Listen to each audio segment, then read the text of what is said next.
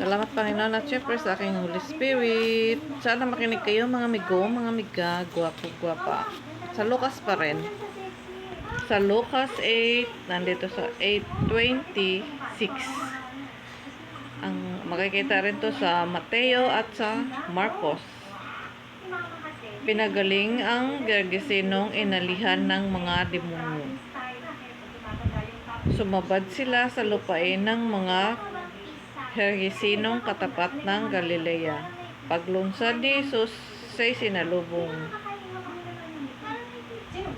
sinalubong ng isang lalaking taga roon. Ito'y inalihan ng demonyo, kaya't matagal nang hindi nagsusuot ng damit at sa libingan ng tumitira.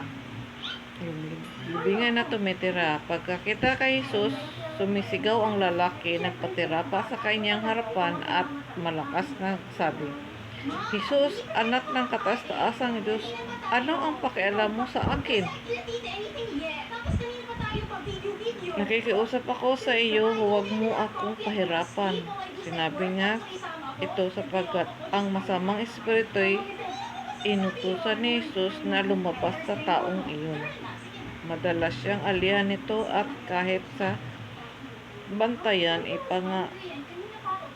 ipangaw at gapusin ng mga tanikala. Pinapatid niya ang mga ito at siya itinataboy ng mga demonyo sa ilang. Tinanong siya ni Jesus, ano ang pangalan mo? Leheyon, tugon niya, sapagkat marami ang demonyong pumasok sa kanya at nagmakaawa sila kay Jesus na huwag silang utusang tumulon sa kalalimang walang hangganan.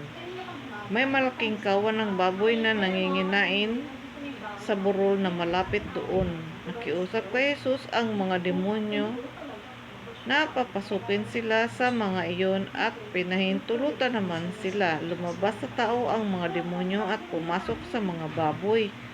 Ang kawan ay biglang sumugad ng takbo at tuloy-tuloy na nahulog sa lawa at nalunod. Nang makita ng mga tagapag-alaga ang nangyayari, tumaka sila at ipinamalita ito sa bayan at sa mga nayon. Lumabas ang mga tao upang tingnan ang nangyari. Pagdating nila kay Jesus, nakita nila ang taong inalihan ng mga demonyo. Nakaupo ito sa paanan ni Jesus, nakadamit at matino na ang isip at sila'y lubhang natakot.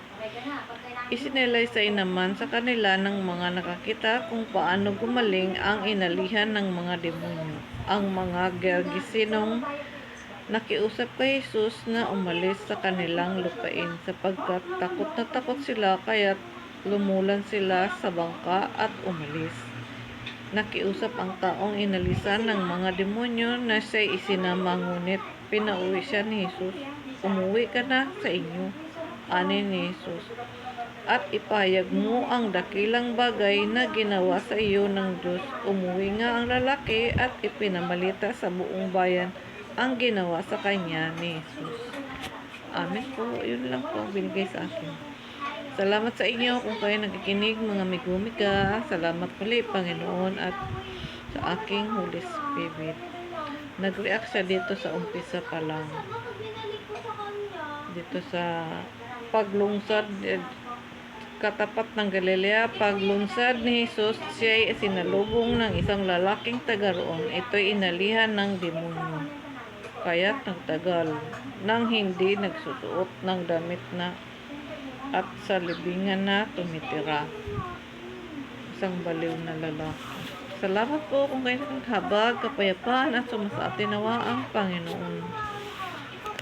God bless everyone.